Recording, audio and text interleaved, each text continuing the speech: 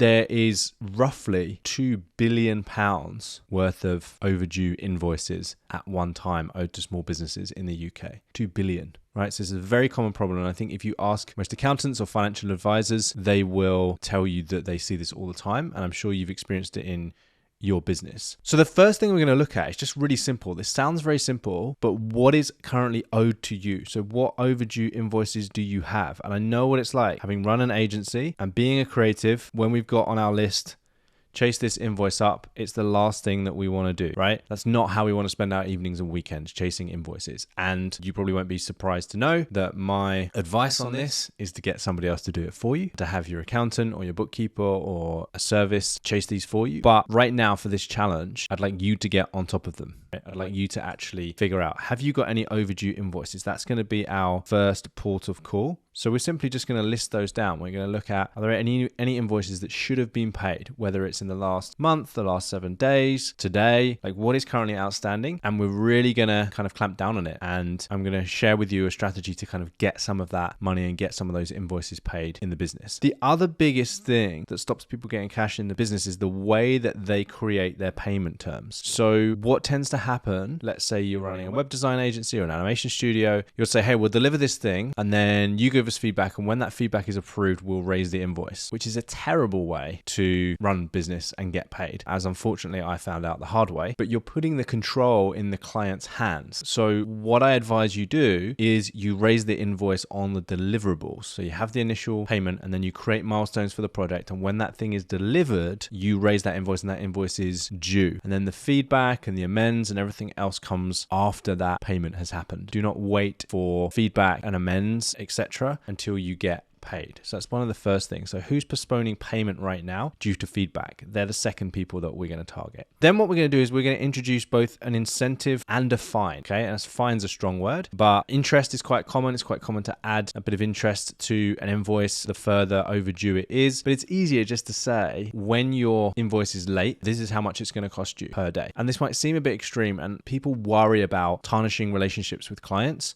The way to avoid this is to make this payment term very clear from the start and get them to say they are okay with that and get them to agree with that. Usually it tarnishes relationships when all of a sudden it just pops up out of the blue and you've got an overdue invoice and all of a sudden there's a fine on there, and that's the first they've heard about that fine.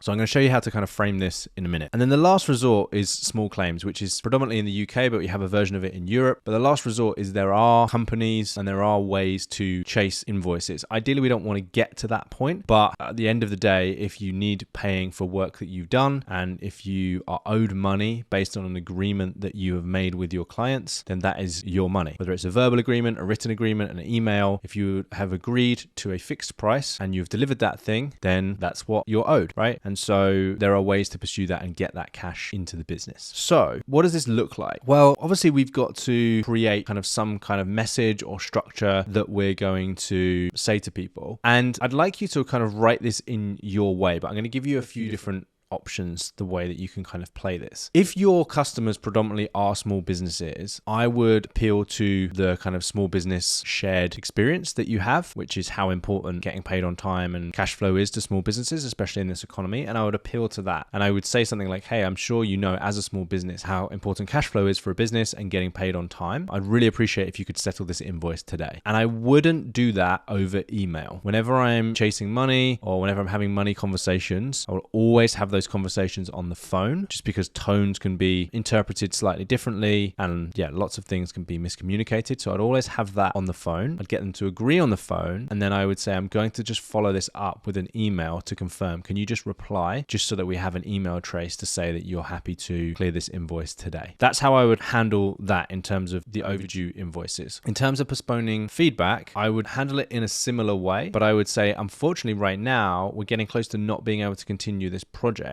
because we need to pay our staff, we need to pay our team, we need to pay ourselves. So I'm happy to continue these rounds of amends, but please can we clear this invoice first, and then we'll have more time to work on these amends as we've delivered what we said that we would on our end of the bargain, basically. So if you'd like to dig down into some of these strategies a little bit further, then click the link below and you can apply for my live workshop, where I will be showing you behind the scenes of what's working for other creative agencies and giving you a custom roadmap to grow your business.